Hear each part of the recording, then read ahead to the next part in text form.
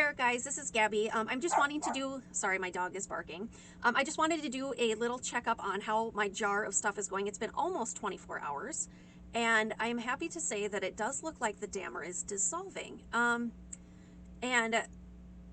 I will say, though, that it looks like it's fairly thick, so what I probably will do is I'll take the rest of that citrus that I started with, and I will add some more of it, that citrus thinner, this stuff, and I will add it to it. If you haven't seen the first video that I did on this, I did a video where I talk about trying to make Dammar varnish without using turpentine, because turpentine is just so stinky.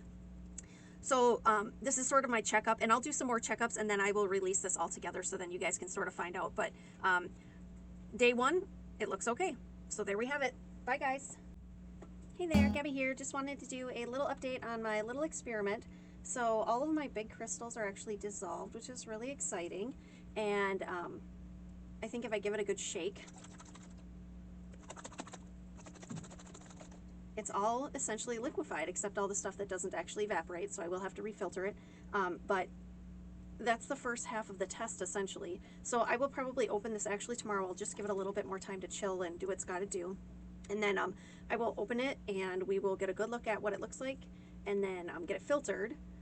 And then after I get it filtered, it's going to be a test to see if it is cloudy or if it's clear and what we need to do with it. So that's my update, and it's about 48 hours into this experiment. Bye, guys. Okay, guys, I'm back. I have the final results of making our Dammar varnish without using turpentine. So what I used is the citrus thinner. Actually, I got the bottle right here. This is the only citrus thinner that I had, and so this is what I used, and it is Eco House Extra Mild Citrus Thinner, mixed with Dammar crystals, okay, that look like this. And the question was, could I do this? Could I dissolve the crystals? And if I could, would it cause cloudiness? So I'm going to show you the jar. Now, if you look really closely at it, you will see that it has settled out. So what I probably will eventually end up doing is I will take some sort of syringe, and I will pull out the good stuff, and I'll leave that stuff that's settled out on the bottom. I did add a little bit of acetone to it. That was something that was suggested, just a tiny bit.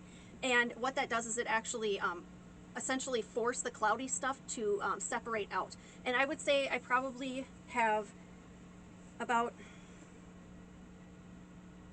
half a cup or so of Dammar, and in that I use probably about a quarter of a teaspoon of acetone with it. The thing is, it doesn't stink. It doesn't smell really bad. And I said before, I have Gamvar, which I use, but Gamvar is not as thick and it takes a lot more coats, where this Dammar varnish takes one coat. So the other question was, if I could get it to dissolve the crystals, how would it look when I put it on canvas? So I decided to take it for a test drive.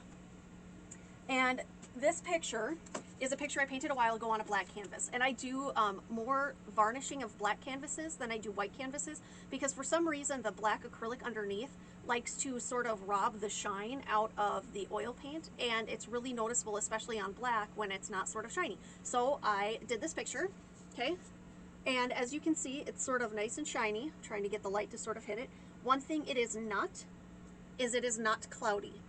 And this actually, maybe it's because it's a little bit thinner than my traditional Dammar varnish that I made with the turpentine. That Dammar was actually easier, or that varnish was easier to put on, sorry, than the original Dammar that I've made. So that's really encouraging. So give it a try if you guys are looking for a varnish to make. It does work, a citrus thinner. Don't try any other thinners, they won't work. I was going to do Gamsol, they said it doesn't work. If you can get something to dissolve it, the other problem is a lot of times it'll end up cloudy. This did not. So go back and watch the first episode where I talk about actually how to make that. I don't want to go into it because it'll just make this really long. But go back and look at it, see how it was made.